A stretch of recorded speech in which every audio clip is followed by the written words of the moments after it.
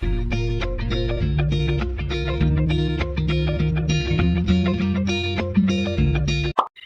semuanya, perkenalkan nama saya Nora Cahyani Aprilia Upa, NIM 21011140162.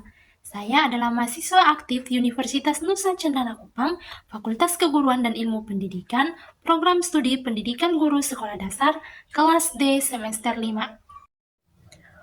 Oke teman-teman, pada video kali ini saya akan menjelaskan materi tentang identifikasi konten pembelajaran Bahasa Indonesia kelas rendah dalam kurikulum 2013 dan kurikulum Merdeka. Nah, teman-teman, yang pertama perlu kita ketahui dahulu apa itu konten pembelajaran. Jadi, konten pembelajaran ini merupakan serangkaian materi pengetahuan, konsep, dan keterampilan yang perlu dipelajari oleh peserta didik berdasarkan kurikulum yang sedang berlaku. Nah, di sini Makmun mengemukakan beberapa tugas perkembangan siswa. Yang pertama, mengembangkan konsep yang dibutuhkan dalam proses kehidupan sehari-hari. Yang kedua, mengembangkan nilai, moral, dan kata hati. Yang ketiga, menggapai kebebasan pribadi. Dan yang keempat, menumbuh kembangkan sikap terhadap kelompok dan institusi sosial. Nah, konten pembelajaran Bahasa Indonesia kelas rendah pada kurikulum 2013. Nah, pembelajaran Bahasa Indonesia ini di sini berbasis teks, membawa sebuah implikasi metodologis pada pembelajaran yang bertahap.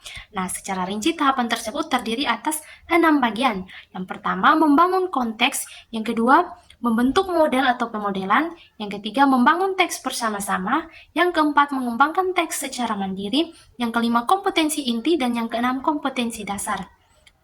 Yang berikut konten pembelajaran Bahasa Indonesia kelas rendah dalam kurikulum Merdeka. Teman-teman, pada kurikulum 2013 terdapat kompetensi inti dan kompetensi dasar yang perlu dicapai pada suatu pembelajaran. Begitu juga dengan kurikulum Merdeka. Namun, pada kompetensi inti, pada kurikulum 2013 itu diganti dengan tujuan pembelajaran. Nah, teman-teman, capaian pembelajaran dan tujuan pembelajaran dalam kurikulum Merdeka ini pada capaian pembelajaran itu terdiri atas dua fase. Yang pertama fase A dan yang kedua fase B. Kemudian tujuan pembelajarannya itu terdiri atas beberapa bagian. Yang pertama, akhlak mulia dengan menggunakan bahasa Indonesia secara santun. Yang kedua, sikap pengutamaan dan penghargaan terhadap bahasa Indonesia. Yang ketiga, kemampuan berbahasa dengan berbagai multimodal. Yang keempat, kemampuan literasi. Yang kelima, kepercayaan diri untuk berekspresi. Dan yang keenam, kepedulian terhadap budaya lokal dan lingkungan sekitarnya. Oke teman-teman, sekian materi yang dapat saya jelaskan dan sampai jumpa di video berikutnya. Dadah!